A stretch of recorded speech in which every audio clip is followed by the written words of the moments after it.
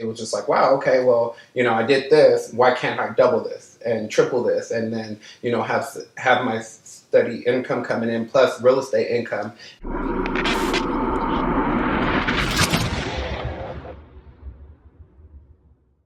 This is the third episode of Real Estate Rap Sesh. I got with me here Mr. Lunar Jones. My name is Lunar. I grew up in Bayview, Hunters Point, San Francisco. I majored in electrical and electronic engineering. So I did my undergrad at Sac State. And then I was in a program called Institute of Electrical and Electronic Engineers. I was actually the vice president one year, my junior year, and then senior year I was the president. And that opened up a lot of networking opportunities for me. And then the company who actually ended up hiring me was called SMA Technology. They did solar technology. And so that really broke me into the engineering industry. There for about 3 years, finished my master's, and then I went to work for Solar City at the time. I was there at Solar City half the time, and then their sister companies with Tesla, and now they're one company. So obviously updating my LinkedIn, companies were reaching out to me, and that's where Fitbit saw me. They seen a project I was working on with lithium-ion batteries, and they wanted me to come work on their batteries. And then actually, interestingly enough, I just got an offer from Uber. Some of the projects I'll be working on there is pretty much, their advanced technology group is Uber Elevate, which is the aircraft that's going to be going from high rise to high rise, and they're going to launch that in about 4 to 5 years. And then there's the Jump Bikes that's currently in San Francisco, it's e-bikes project, and then they also have autonomous vehicles. You're also in like the nightlife and club industry, and you leverage that to also get you into the real estate game, and kind of use that coupled with your career, your engineering tech career, to help you move in. So why don't you explain a little bit about how that works? One of the most often questions I get for people who find out I'm an engineer, after they find out they even met me through nightlife, is why are you doing that? Because usually people do one or the other, especially it's kind of opposite type profession, so to speak. Nightlife, again, it's money, but I was passionate about it because I was good at it. And I'm a very social person. So being in nightlife allowed me to socialize with people. And more than anything, I got to meet people and socialize with people that you wouldn't normally be able to talk to doing your everyday duties. Really successful people, These are people that you all come in nightlife, you're in for just 2 to 3 hours. Everyone from different walks of life are in one place, and they're brought together by like the music, the fun, the alcohol. And, and then me kind of being the coordinator of all that, I got to, actually talk to a lot of them. And I've made a lot of lifetime friends from that. And one of my mentors is a guy who, taught me a lot about real estate, and he has a very nice real estate portfolio, and I learned a lot from him. And then actually the income that came along with it helped me a lot, combined with my engineering income to purchase my first home, using, the down payment that you need, which is quite often the hardest part for people purchasing a home is the down payment. Sure. So I kind of had help saving money because I had 2 sources of income coming in. Remember what you put percentage-wise you put down when you bought the first home? Yeah, and I'm glad you asked that, because a huge misconception on buying a home is down payment is 20%. I put down 5%. Sure. Usually if you start with less than 20% and you do have your PMI, your mortgage insurance, your home you have to eventually get it appraised over 25% to get the PMI off, or you can just pay down your loan to 20%, right. And then you can get the PMI off, which eventually was a situation with me where my home appreciated greatly enough. Sure. And I did some renovations to where it was above 25% loan to value ratio. Sure. So it was a compromise, right? You put down 5%, which was nice for you because you didn't have to take all your money out of your bank and put it down somewhere. Yeah. But you maybe had to pay a little bit more every month for like a year, and then now you're able to get that PMI off while also taking a home equity line, taking that money, and now you can. And now your monthly payment here is less, and now you can take that money and put it down somewhere else and possibly start seeing some passive income. And with the PMI being off now, it can increase like what they call cap rate, as far as if I want to rent here and go live in the next property, and I can put I can for instance, rent my house here now maybe $500 more than what my mortgage is, so I'm cash flowing $500 a month. And you've mentioned to me that you're interested in even buying more properties, including maybe some income-producing properties. So tell me kind of what got you interested in that. Started doing a little research about it, mainly when it came to me purchasing my first home. Just seeing that process and then seeing, okay, the potential, like recently getting my home appraised in just a little over a year, the amount it appraised, and then different options you can do with that equity you have in your home. It was just like, wow, okay, well, I did this. Why can't I double this and triple this, and then have my steady income coming in plus real estate income. And I know you mentioned that it's an exciting time to be in tech right now. Mm-hmm. So why don't you kind of shed some light on what the Bay Area or just the tech atmosphere is in general? I mean, right now, tech is, the Bay Area, they call it the, tech capital of the world. You have your Facebooks, your Apples, your Googles, Now it's all these other new companies. Uber, joined the party as a startup, and now their last round was about a $70 billion valuation. And you have Pinterest, you have Instagram is actually coming, it's a sub company of Facebook. They acquired them. They're coming into San Francisco. A lot of these companies are actually coming into San Francisco, and what's kind of attracting them, the Warriors' success over the years, it's really attracting everyone around the world to come to the Bay Area, which affects real estate. And with that comes, it's exciting times because, everyone's getting into tech right now, right? We have all these smart people coming in, and we want them to come work for us. So every company is kind of like, what can we do to attract them? Because the price of living in other cities like Texas is a lot cheaper. Why wouldn't companies move there? And again, it's about, when you're recruiting someone from New York, or even outside of the U.S., you got to sell them. Besides the job, we're going to pay you tons of money.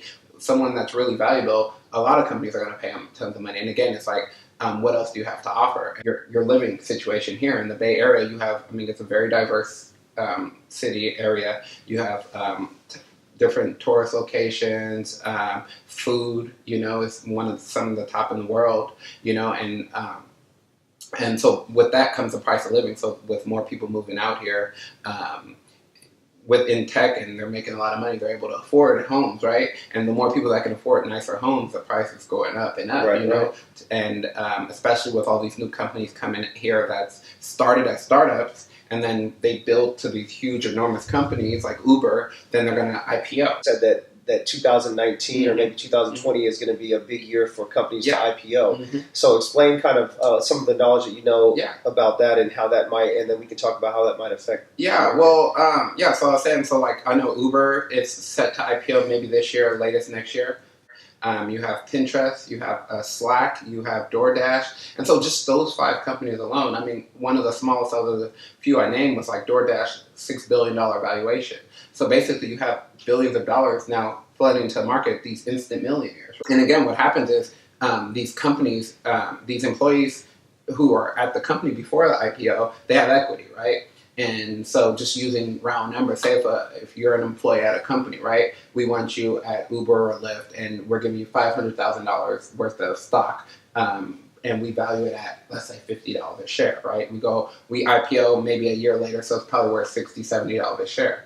Now you have, your equity just went up. It just jumped 10, 20%, right? Mm-hmm. So now you have about $600,000-$700,000, right, worth of money, right? And then you can either hold it, you can either keep your money in your E-Trade account or whatever you use, and then, or you could just go buy a home. Right. And a lot of times, and that's just using very subtle numbers.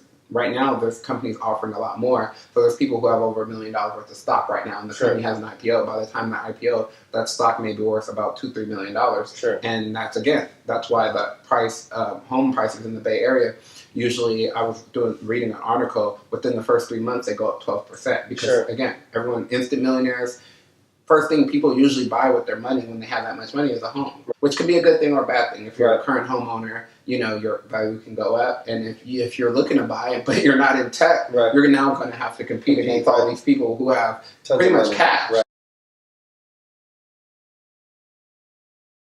How the tech industry is set up is usually you get your base salary, right? So say, all right, you're an engineer, you get your base salary about $150,000, right? So you get, say, about $150,000 base, and then you get your annual bonuses for, it's usually a percentage, 10-15%. Right. And then you get your equity in the company. Your stock is called RSUs, restricted stock units. Sure. So basically, kind of, we're saying we want to keep you with our company as long as possible. So every year you're with our company, you get 25% of your total amount. So if you're with the company for 4 years, you're going to get the full $500,000 worth of stock, right?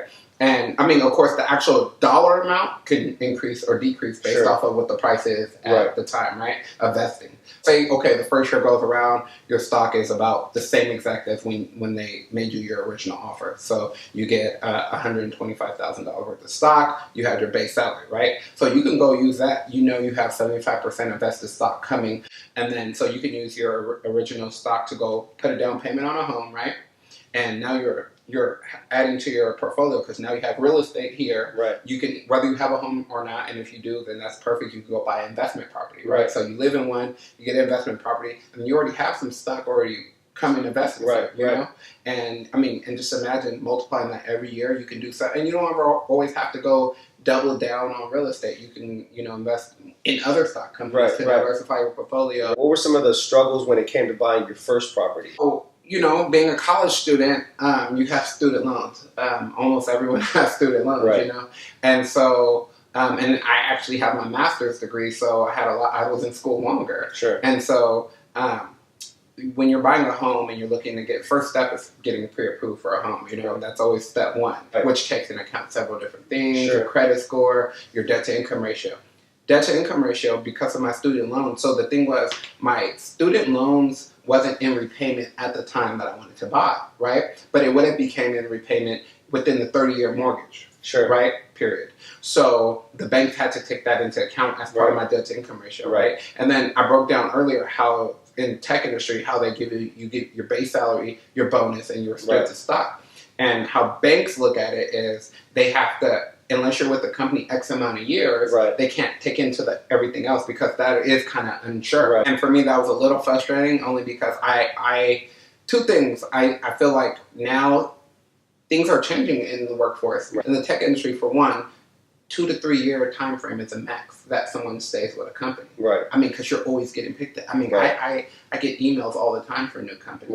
Right? And so so how they calculate that if you're not with your company 2-3 years, the banks don't take that into consideration all the time. And so it's a little frustrating. But so your debt to income ratio is based off your base only, right? And then the student loan situation, I think since so many people have student loans, at the time mine weren't consolidated. So I had all these payments here and there, so it kind of affected my loan to value ratio or debt to income ratio. So the area I was in, the developer required a certain type of loan, so really you had to use their preferred lender. So there are, you know, kind of private mortgage brokers that can play a little bit more with your debt to income ratio.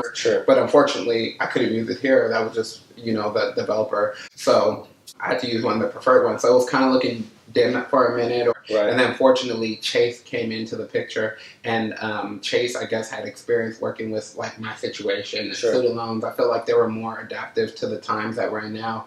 How, you know, structure of salary set up. So yeah, I was fortunate enough to, you know, the mortgage broker I worked with really, you know, was able to, you know, play with the numbers and get me approved. And, you know, I'm here now, and it, again, a blessing. And then now that I have this, speaking of like investments, I can, you know, the value, I just recently got appraisal, the home appreciated greatly in just the year I've been here. So now I have like different options I can do. I can do a home equity line of credit, I can refinance, full cash out, and I can go put a down payment on another home. And I'm doing principal pay down, so pretty much someone else paying my mortgage for me. And then, for instance, if my home appreciates, say, $150,000 more than what I bought it for, there's going to be an option to potentially sell that, right? And then if you instantly use that equity, the extra $150,000 you made from this home and put it directly into another property, you don't have to pay taxes on that. You know, and that's what, I guess that's the name of the game where, you know, these real estate investors are really, that's what they focus on, you know, paying less taxes. You know? So, yeah, once you have a solid starting block, a starting ground, like your first home, you can really play with that. That's one of the biggest things that I've learned. I mean, you know, with financial literacy is huge right now. I think I wish I knew what a lot of people say it, but really, if I knew what I knew now years ago, I obviously could have been more advanced, more so in just the realms of financial literacy. Sure.